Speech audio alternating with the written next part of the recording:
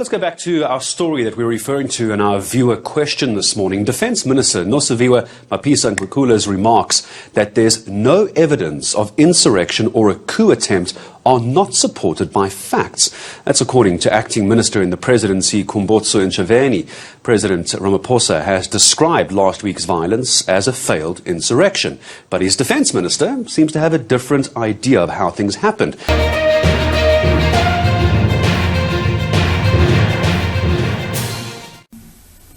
This attempted insurrection has failed. It has failed to gain popular support amongst our people. It has failed because of the efforts of our security forces, and it has failed because South Africans have rejected it and have stood up in defense of our hard-won democracy.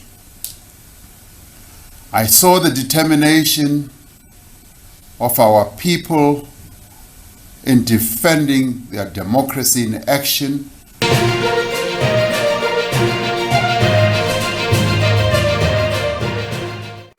We've also had people making reference to insurrection, coup, and the issue is, if it's an insurrection, then the insurrection must have a face. If it's an insurrection against government. If it is about a coup, the coup will also have a face.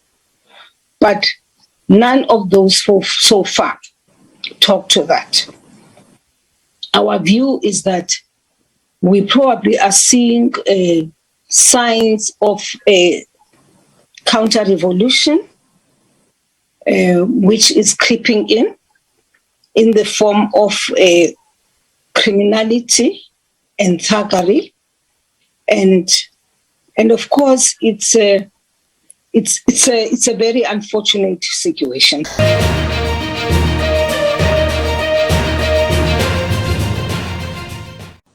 There's one matter I'd like to clarify: the instance where the media is running with that the Minister of Defense has contradicted the President.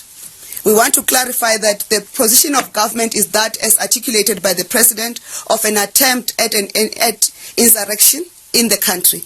And that perspective is informed by discussions at the National Security Council, which is chaired by the President, and he receives briefing from the military commanders and also the other law enforcement agencies. And to that effect, any contrary view, we do not know where it comes from, is not the view that is supported by any facts by our law enforcement agencies, including the military. Thank you.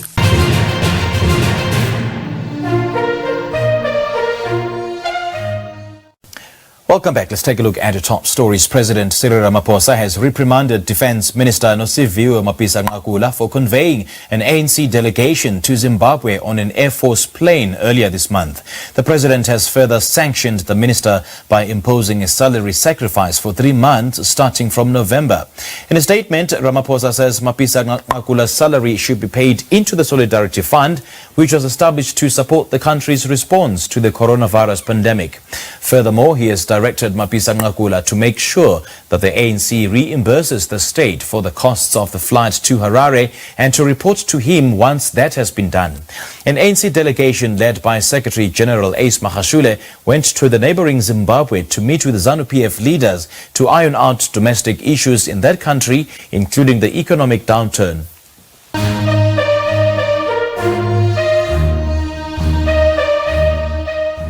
While staying with matters of that trip, it's not the first time that the Defence Minister has landed in hot water for allowing people to hitch rides on military jets.